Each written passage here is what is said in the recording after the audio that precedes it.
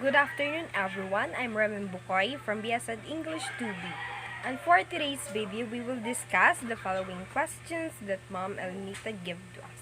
So, to start with a question, explain the various literary elements of children and adolescent literature. So, first is the plot.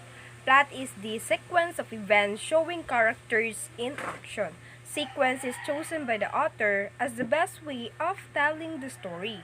It defines the what, when, and where of the story, which allows for everything else like the characters and the themes to develop. Second is the character.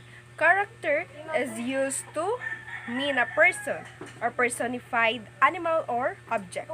Writers use characters to perform the action and speak dialogue, moving the story along a plot line. A story can have only one character, the protagonist, and still be a complete story. So third is the theme. Theme is the idea that holds the story together or the author message to the reader. It is the main or the central idea of the story. Themes often deal with society, human nature, human conditions, social issues, and good versus evil. Authors reveals them explicitly as well as implicitly. Fourth is the setting. Setting is the time or the place where the story occur. It is the story depends upon reader understanding, envisioning, feeling, or sensing a particular scene. An author often goes to great lengths to describe clearly the settings.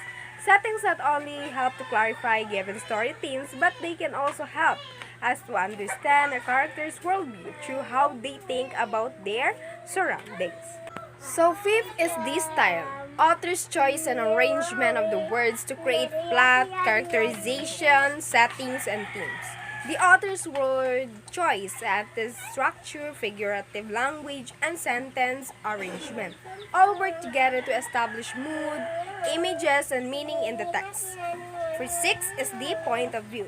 It is the side of the story the reader sees as we build by the author through the characters. Point of view seen through the eyes and minds of characters as the plot unfolds. Point of view can be used to express the feelings, thoughts, motivations, and experiences of one of the many. So 7 is the tone and mood. Mood shows the subject of the story while tone tells the reader what the characters think of that subject. Mood and tone are two literary elements that help create the main idea of a story. The mood is the atmosphere of the story, and the tone is the author's attitude toward the topic. We can identify both by looking at the settings, characters, details, and word choices. So now let's explain the various visual elements of children and adolescent literature. So first is the line. Line defined as the objects and can suggest movement, distance, and even feelings. They lead your eye around the composition, can communicate information through their character and direction. Second is the color. Color can be observed for its hue, brightness, and saturation in terms of field. Writers may use different colors to draw the reader's attention to a symbolic object, communicate something about a character, or emphasize a theme. Third is the space. Space is the fundamental element in each of the visual arts. Space gives the viewers a reference for interpreting an artwork. Now let's explain the verbal elements of children and adolescent literature in the story. So first is the pause. Pause, a speaker or teacher takes pauses between utterances in order to process what the speaker say. In general, you should pause periodically to allow folk to observe the message you have delivered to that point. A pause also builds anticipation and gets them wondering what's coming next. Pausing after asking a question is also a great technique because it makes them think and mentally involves them in your speech. So second is the read theme. It is a speaker talks or read can be a powerful tool to engage listeners, especially children and adolescents. The stressed and unstressed syllables also allows authors to place additional emphasis on certain words, creating a more powerful semantic effect. Rhythmic patterns also help readers memorize poems more easily for recitation. So third is the loudness or the softness. Depending on the speaker's style, emphasis can be achieved by either reading the piece loudly or softly. In addition, other emotions can be expressed using the loudness or the softness of the voice. Fourth is the repetition and rephrasing. Unlike in reading, a listener cannot go back to what the speaker has spoken if the speaker didn't understand that particular utterance or text. Another way to foster understanding of a complex or difficult idea is to rephrase what has been said. Fifth is the tone. Of voice is essential in communicating the literary plays effectively. Authors will choose words very carefully to set the tone. This builds a relationship with the reader and helps the reader to understand the author's purpose. Types of character is the round character. Is a deep and layered character in a story. Round characters are interesting to audiences because they feel like real people. Audiences often feel invested in these characters' goals, successes, failures, strengths, and weaknesses. Second is the plot characters. Exist to support the main character and the plot. They are often stock characters which have become stereotypical through recurring use of common traits.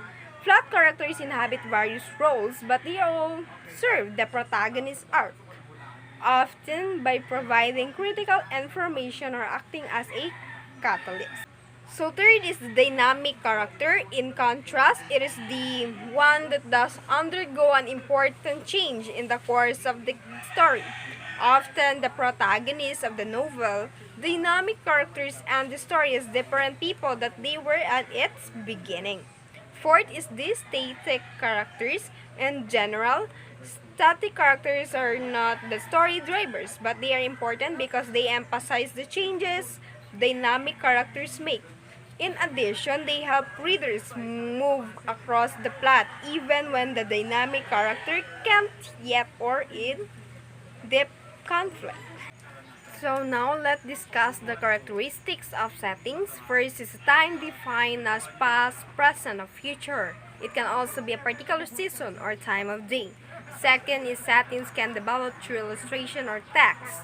Illustrations are also really important in explaining complicated ideas in both fictional and non-fictional texts. Third is setting provides details which reinforce the plot and characterization. Settings have a major impact of what occurs in a story's plot. So now let's discuss the three elements of plot. First is the narrative order. It is a structured order for events which is independent of their dates. The events are contained in a hierarchical structure with the ability to give labels such as part, chapter, and scene. So second is the conflict. Conflict is this primary problem that drives the plot of the story. Often the main goal for the protagonist to achieve or overcome. The rising action of the story is all about the events that lead to the eventual climax, including the character development and events that create suspense. Third is the pattern of action. Plot is the organized pattern or sequence of the events that make up a story. Plot is the literary element that describes the structure of a story. It shows arrangement of events and action within a story. So now let's discuss the types of the point of view. First is the first person. It is narrator gives the reader a front row seat to the story. It is gives the story credibility. First person point of view builds a rapport with readers by sharing a personal story directly with them. Second is the objective point of view. In an objective point of view, the narrator is not involved in the action of the story. Third is the omniscient point of view. Really lets the author voice shine because the story is not filtered through a character. The writer is able to use the full vocabulary, syntax skills, and mastery of the craft. So fourth is the third person limited point of view is where the narrator tells the story from the perspective of a single protagonist, referring to them by name or using a third person pronouns such as they, she, and he. So now let's discuss the various devices of styles. First is the connotation. Writers often use connotation to create emotional associations that can be either positive, negative, or neutral. Second is the imagery. Through language, imagery does not only paint a picture, but aims to portray the sensational and emotional experience within text. Third is the figurative language. Fiction writers use figurative language to engage their audience using a more creative tone that provokes thinking and sometimes humor. Four is the hyperbole. A figure of speech is an intentional exaggeration for emphasis or comic effect. Hyperbole is common in love poetry in which it is used to convey the lover's intense admiration for his beloved. 5 is the understatement. It is the opposite of embellishment, of exaggeration. It is used for emphasis, irony, hedging, or humor. 6 is the allusion. Allusion. Writers use allusion as stylistic devices to help contextualize a story by referencing a well-known person, place, event, or another literary work. So 7 is the symbol. Using symbolism in a story is a way of positively manipulating readers' emotions so they can learn something or enjoy the story more. 8 is the puns and wordplay. A boiled egg every morning is hard to beat. This is an example of a pun, a witty use of wordplay for comical effect. Puns have many uses in writing and everyday speech.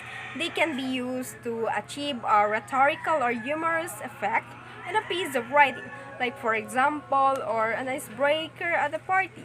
Bad puns in particular can elicit the same groan-inducing reaction as dad jokes. Onomatopoeia, the usage of words to describe any sound that is created by a living being or a non-living object or entity is termed onomatopoeia. In some cases, the sound itself is used as the word. For example, meow is the sound made by cat, and the onomatopoeia word to mention the sound is cat is also meow. Second is the alliteration. Alliteration is a literary technique derived from Latin meanings letters of the alphabet. It occurs when two or more words are linked that share the same first consonant sound, such as fish fry. Some famous examples of alliteration sentences like the Peter Piper picked a peck of pickled peppers. Next is the consonants. Consonants is the repetition of similar consonant sounds with a nervy word. It is, in a sense, the opposite literary device to alliteration. Consonants as with alliteration is often used in poetry when writers use sound to create meaning. So lastly, why are these elements are important to children and adolescent literature? Simply as children's representation in literature and media plays a significant role in child development and growth because it helps children to understand the reality they live in or to discover other cultures, giving them the opportunity to develop empathy and respect for cultural differences.